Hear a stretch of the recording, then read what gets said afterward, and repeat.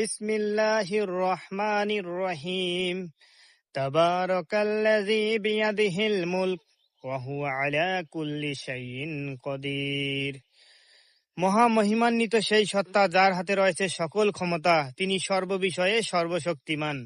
আল্লাযী খালাকাল মাউতা ওয়াল হায়াতা লিয়াবলুয়াকুম আইয়ুকুম আহসানু আমালা ওয়া হুয়াল আজিজুল গফুর। তিনি মৃত্যু এবং জীবন সৃষ্টি করেছেন মানুষকে পরীক্ষা করার জন্য, যাতে তিনি জানতে পারে দুনিয়াতে কে তোমাদের মধ্যে কর্মে উত্তম।